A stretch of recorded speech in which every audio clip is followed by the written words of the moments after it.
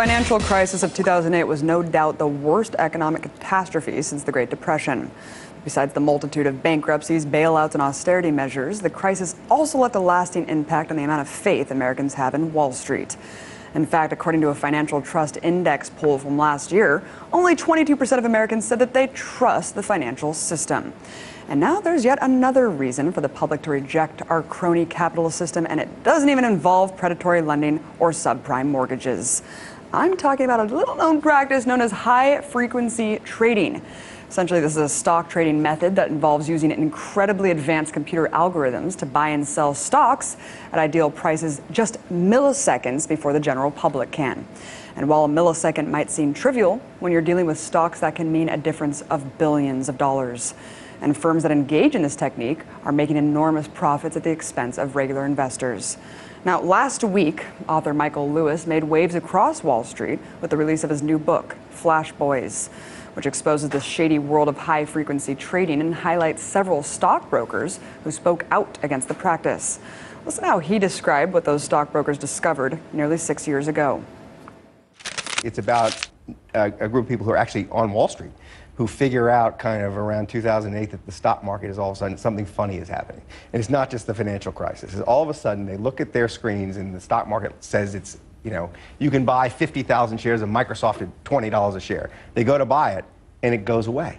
It goes away and the stock price goes up. And it's as if the market knows what they're going to do before they do it. So how could the market pull a Miss Cleo and predict the future? Well, essentially these high-frequency trading or HFT firms, are getting away with this technique through a number of eyebrow-raising, technologically ridiculous methods. Firstly, these firms build their computers right next to stock exchange servers so that their stock purchases are processed fractions of a second faster. Secondly, they use microwave towers, fiber optic cables, and even laser beams to facilitate transactions between markets in different cities much, much faster than any human could ever do.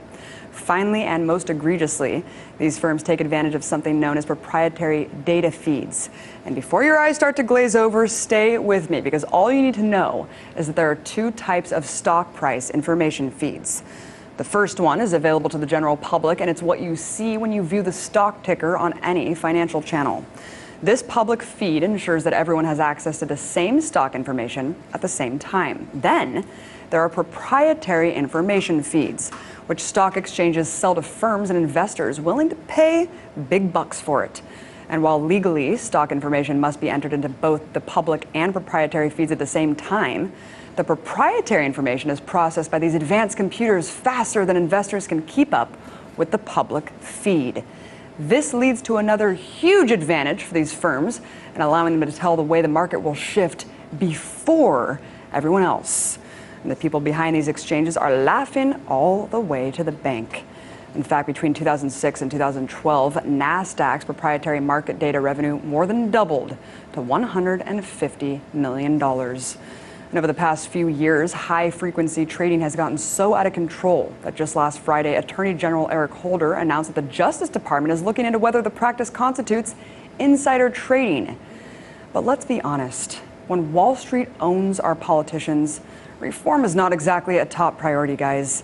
And really, can you blame them? Can you blame the economic elite for taking advantage of a system purposefully rigged to benefit them? Because if push comes to shove, there's no better way to skirt accountability than to hide behind a supercomputer that does your looting.